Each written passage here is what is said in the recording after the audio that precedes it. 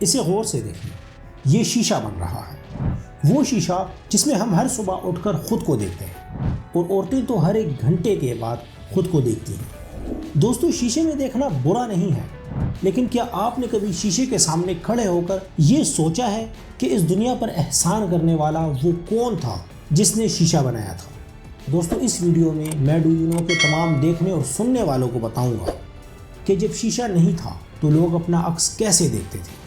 وہ کیا وجہ تھی دوستو کہ 150 سال تک لوگوں سے یہ بات چھپائی جاتی رہی کہ شیشہ کیسے بنتا ہے؟ شیشے کی کٹنگ ہمیشہ ہیرے سے ہی کیوں کی جاتی ہے؟ اس جرمن کیمسٹ نے کس قسم کے شیشے بنائے تھے؟ اور یہ انڈسٹری آج ایک سال میں کتنے ارب ڈالرز کماتی ہے؟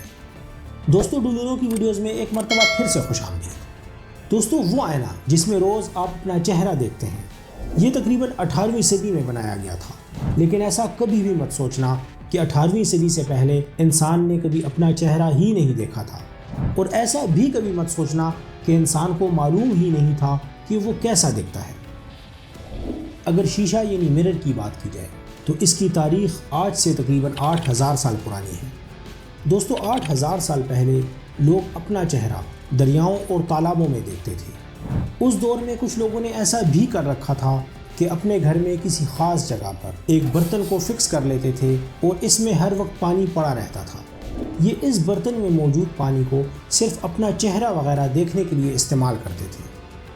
اس کے پھر تقریباً 2000 سال کے بعد، یعنی آج سے 6000 سال پہلے، آتش فشانی پتھروں کو، جسے آبسیڈین سٹون بھی کہا جاتا ہے، انہیں تراش کر شیشہ بنایا جانے لگا، اور پھر کئی ہزار سال تک اسی پتھر سے بنے شیشوں میں لوگ اپنا چہرہ دیکھتے تھے۔ اور دوستو، اس دور میں پتھر سے بنائے ہوئے یہ شیشے ہر کسی کے پاس نہیں ہوتے تھے، انہیں بنانا بہت مشکل تھا، اور اس لیے یہ صرف بادشاہوں کے پاس یا پھر امیر لوگوں کے پاس ہوا کرتے تھے۔ یہ سلسلہ کئی ہزار سال تک چلتا رہا۔ اس کے بعد پھر ایسا ہوا کہ ایک تجارتی بحری جہاز جو ملک شام کے قریب سے گزر رہا تھا، انہوں نے یہاں کچھ دیر رکنے کا فیصلہ کیا۔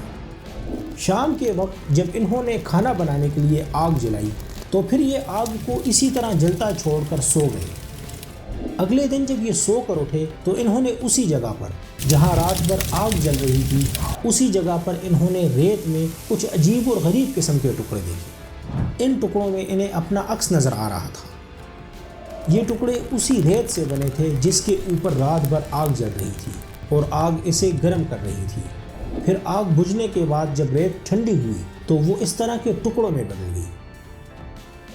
دوستو، اس کے بعد تو لوگوں نے ان شیشوں کا استعمال شروع کر دیا تھا، لیکن اس میں بہت سے مسائل تھے، اور اصل مسئلہ فارمولے کا تھا۔ بالکل درست شیشہ کیسے بنتا ہے، یہ فارمولہ کوئی نہیں جانتا تھا۔ بس لوگ اتنا جانتے تھے کہ ریت کو گرم کرنے سے شیشہ بنتا ہے۔ جب بھی یہ لوگ ریت کو گرم کر کے شیشہ بناتے تھے تو ان میں کچھ شیشے ایسے ہوتے تھے جن میں عکس بہت پتلا نظر آتا تھا، اور کچھ شیشے ایسے ہوتے تھے جن میں عکس بہت موٹا نظر آتا تھا۔ اسی طرح کچھ قسم کے شیشے عکس کو بہت دور کر کے دکھاتے تھے، جبکہ کچھ قسم کے شیشے عکس کو بہت نزدیک کر کے دکھاتے تھے۔ اس کے بعد پھر یورپ کے لوگوں نے ٹین اور مرکری کو ملا کر شیشے پر کوٹنگ کرنا شروع کر دی، جس سے عکس کچھ صاف نظر آنے لگا۔ اور اسی طرح دوستو، 16ویں صدی کے وسط میں وینس کا ایک شہری جو شیشہ سازی میں بہت ماہر تھا، اس کے بنائے ہوئے شیشے بالکل پرفیکٹ ہوا کرتے تھے۔ لیکن دوستو، اس کے بنائے ہوئے شیشے اتنے مہنگے ہوتے تھے کہ ایک عام آدمی ان شیشوں کو صرف حسرت کی نگاہ سے ہی دیکھ سکتا تھا۔ اور پھر اس کے تقریباً 200 سال کے بعد 1835 میں ایک جرمن کیمیاء دان نے دنیا کے ہر مرد اور عورت پر احسان کیا۔ اس نے ایسے قسم کے شیشے بنائے جنہیں بنانا آسان بھی تھا اور ان کی قیمت بہت کم بھی تھی، اور اس طرح دوستو شیشے کی پروڈکشن اور ڈیمانڈ میں اضافہ ہو گیا، اور آج تک اسی قسم کے شیشے استعمال کیے جاتے ہیں۔ آج کل شیشے کی ایک سائڈ پر چاندی یا پھر ایلومینیم کو پگھلا کر لگایا جاتا ہے، جس سے آپ شیشے میں اپنا عکس بالکل صاف شفاف دیکھ پاتے ہیں۔ مائی کیوریس فرینڈز، اب بات کرتے ہیں کہ شیشہ بنتا کیسے ہے۔ دوستو، یہ انڈسٹری یعنی مرر انڈسٹری آج تقریباً سالانہ 130 بلین ڈالرز کماتی ہے۔ جی ہاں دوستو، 130 بلین ڈالرز۔ دوستو، شیشے کی یہ چادر بنیادی طور پر سلیکا سے بنی ہوتی ہے۔ یہ ریت میں کانکنی کی جاتی ہے اور پھر اس کے بعد اسے ریفائن کیا جاتا ہے۔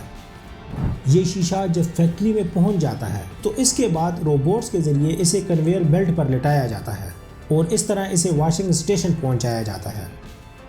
واشنگ اسٹیشن میں پانی اور سیریم آکسائڈ سے اس شیشے کو مکمل طور پر کور کر لیا جاتا ہے۔ دوستو اس وقت کچھ برش شیشے کے اوپر روٹیٹ کر رہے ہوتے ہیں اور اس کی صفائی کرتے ہیں۔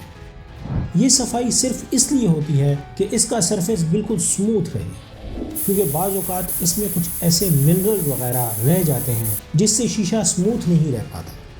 اور دوستو یہ واشنگ پروسیس ہر ایک پینل پر چلتا رہتا ہے اور ہر ایک پینل پر یہ تقریباً 1 منٹ کا وقت لیتا ہے۔ صفائی کے بعد اس شیشے کو پھر اگلے پروسیس کے لیے بھیج دیا جاتا ہے۔ اس پروسیس میں شیشہ ڈی منرلائزڈ پانی میں سے ہو کر گزرتا ہے، کیونکہ پلان ٹیپ واٹر میں جو منرلز ہوتے ہیں وہ میٹل کو ڈیمیج کر سکتے ہیں، اس لیے اسے اس پروسیس سے گزارا جاتا ہے۔ اس کے بعد اس پر پھر لیکویفائڈ ٹن کی ایک تہ چڑھائی جاتی ہے۔ لیکویفائڈ ٹن اس پر اس لیے چڑھایا جاتا ہے کیونکہ اس کے اگلے پروسیس میں اس پر سلور چڑھانا ہوتا ہے، اور سلور ایک ایسا میٹل ہے کہ اگر وہ شیشے پر ڈائریکٹ چڑھایا جائے تو وہ ٹھیک طرح سے شیشے پر چپکتا نہیں ہے۔ اور دوستو یہاں یہ بات یاد رکھیں کہ شیشے پر سلور کو چڑھانے سے پہلے اسے مکمل طور پر میلٹ کیا جاتا ہے اور یہ بالکل لیکوڈ کی صورت میں ہوتا ہے۔ اس وقت اس میں اور بھی بہت سے کیمیکل شامل ہوتے ہیں، جس کی وجہ سے جیسے ہی سلور ٹن سے ملتا ہے یہ فوراً ہی پوری طرح سے ہارڈ ہو جاتا ہے اور اس پر اچھی طرح سے چپک جاتا ہے۔ اس کے بعد اب شیشے کی سطح پر ریفلیکشن ظاہر ہونا شروع ہو جاتی ہے، اور اس کی وجہ صرف یہ ہوتی ہے کہ سلور کی کوٹنگ اپنا کام کرنا شروع کر دیتی ہے۔ لیکن دوستو سارا کام یہیں پر ختم نہیں ہو جاتا، بلکہ وہ تمام سلور جو اس میں موجود ہوتا ہے اسے دوبارہ سے اب ریسائیکل کیا جاتا ہے اور بالکل ٹھیک کیا جاتا ہے تاکہ آئینہ اپنا کام بالکل ٹھیک طرح سے کر سکے۔ اور جب سلور کی کوٹنگ کو بالکل ٹھیک کر لیا جاتا ہے تو پھر اس کے بعد اس کے اوپر 2 طرح کی پینٹنگ کی جاتی ہے تاکہ سلور کوٹنگ پوری طرح سے اس پر چپک جائے اور اس سے بالکل بھی نہ نکل سکے۔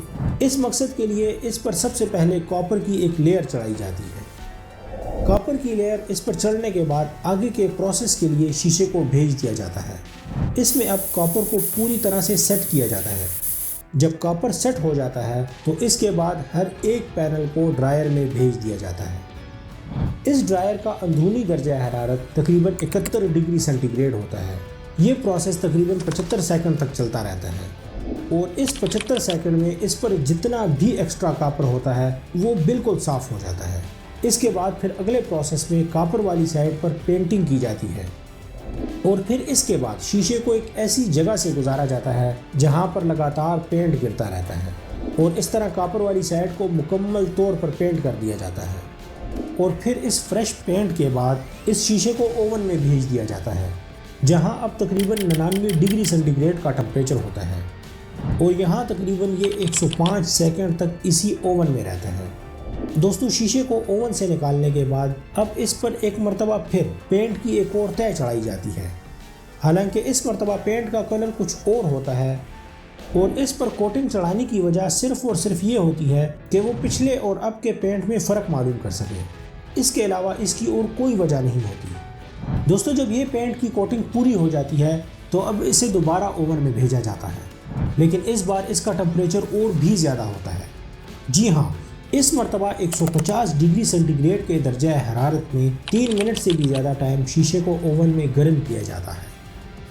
دوستو اس تمام پروسیس کے بعد آئینہ بن کر تیار ہو جاتا ہے، لیکن دوستو یہیں پر سارا کام ختم نہیں ہوتا، بلکہ اس کے بعد ایک ورکر آئینے میں غلطی ڈھونڈنے کی کوشش کرتا ہے، اور اگر کہیں بھی اسے کوئی بھی غلطی نظر آئے، مطلب اگر اس میں کہیں کوئی ببل وغیرہ ہو تو فوراً اسے ہٹا دیا جاتا ہے۔ ویسے اکثر تو اس میں کسی قسم کی کوئی غلطی نہیں ہوتی، کیونکہ سارا کام مشینوں کی مدد سے کیا جاتا ہے، اور پھر جب یہ سارے پروسیس ختم ہو جاتے ہیں تو پھر ڈیمانڈ کے حساب سے اور کسٹمر کے آرڈر کے حساب سے شیشے کو شیپ دی جاتی ہے، جس میں سے زیادہ تر شیپس ریکٹینگولر ہوتی ہیں، لیکن بعض اوقات کچھ شیپس مختلف بھی ہوتی ہیں، مثلا سرکولر یا پھر کسی دوسری قسم کی شیپ بھی ہو سکتی ہے، اور ان تمام شیشوں کو آرڈر کے مطابق بالکل پرفیکٹ شیپ میں کاٹنا ضروری ہوتا ہے، اور شیشے کی کٹنگ بہت ماہر اور ایکسپرٹ لوگ کرتے ہیں، کیونکہ آپ سب اتنا تو ضرور جانتے ہوں گے کہ اگر اس میں ہلکا سا بھی کریک آ جائے تو سارے کا سارا شیشہ برباد ہو جاتا ہے، اور اسی وجہ سے اس سارے کام کو بالکل پروفیشنل طریقے سے کیا جاتا ہے۔ बाज़ औक़ात तो शीशे की कटिंग CNC मशीनों से भी की जाती है। डू यू नो कि क्यूरियस फेलोज, अब तो आप सबको पता चल गया होगा कि शीशा कैसे बनता है और इसकी तारीख कितनी पुरानी है। अब जब भी नेक्स्ट टाइम आप आईने में अपना चेहरा देखें तो इसके बनाने वाले को दिल से थैंक यू ज़रूर कहें। दोस्तों, डू यू नो की बाकी वीडियोस की तरह इस वीडियो को भी देखने का, लाइक करने का और अपने दोस्तों के साथ शेयर करने का बेहद शुक्रिया।